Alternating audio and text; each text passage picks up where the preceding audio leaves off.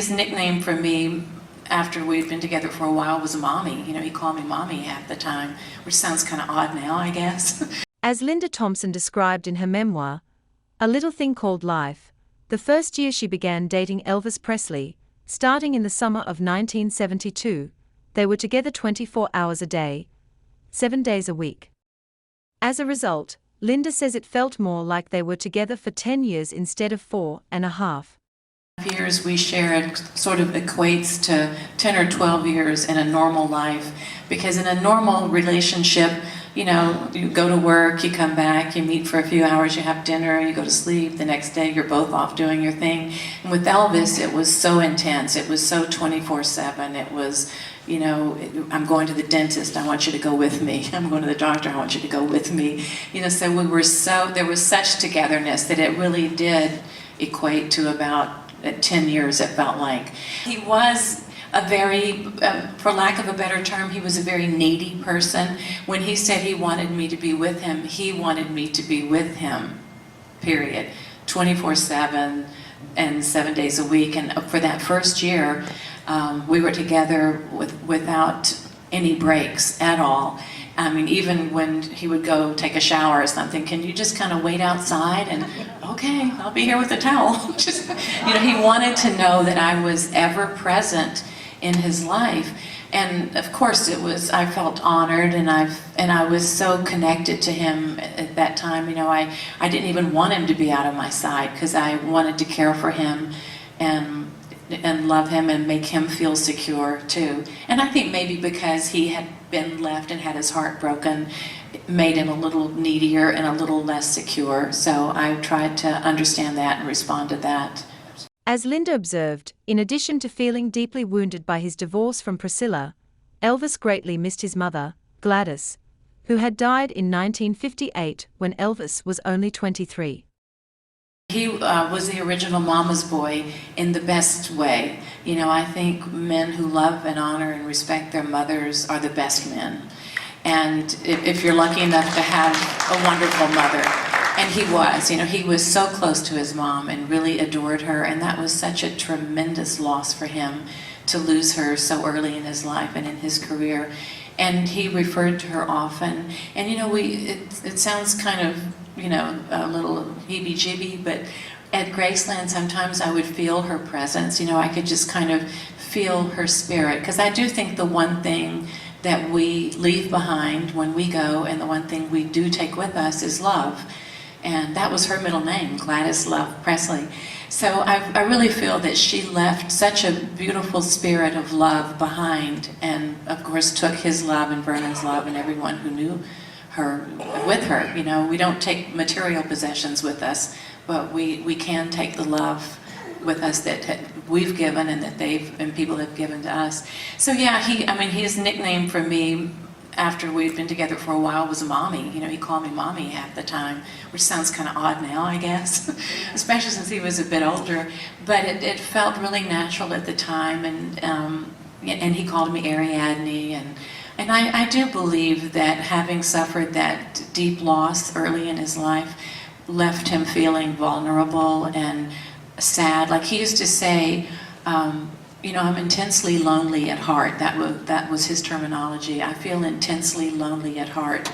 And I would counter, you know, with, but honey, look at the gate, you know, look on the monitor there, look how many people love and adore you. And he said, I appreciate that. And he said, but they don't know little Elvis. They don't know the little me that grew up here, and the part of me that's still like a little boy, and the part of me that you know, is vulnerable. They just know Elvis on the marquee. They know Elvis, the performer, and they don't know me. It's not a personal love.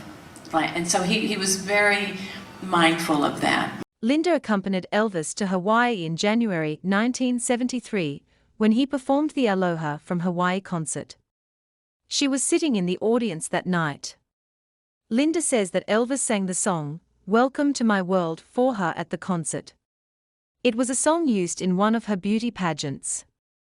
It is true that you have to separate the human entity, the fallible human entity, from this larger-than-life presence. that rocked the world, really, and today is still such an iconic figure.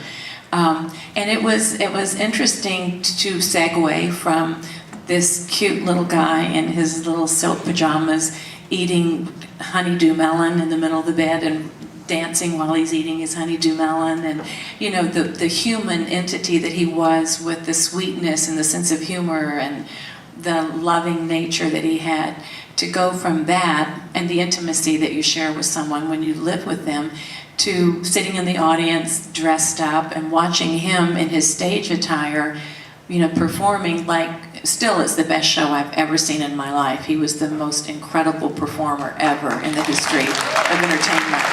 And I've seen just about everybody. He was amazing. So to go from the sweet little human entity that, you know, would share his deepest fears and feelings with me, to watching this powerhouse of a performer, it was, you know, a little bit daunting, and you had to kind of wrap your head around it every time. But I say in my memoir that I wrote a couple of years ago, you know, we do people a tremendous disservice to put them on a pedestal, celebrated figures. If we put people on a pedestal, we don't allow them to be human. And it's a disservice to those celebrated people, those famous people. They're all still just very human. Sometimes some are more human than others, you know, and more fallible than others. And I think sometimes the greater the fame, you know, the more it kind of etches a despair into you. It takes you away from what's normal.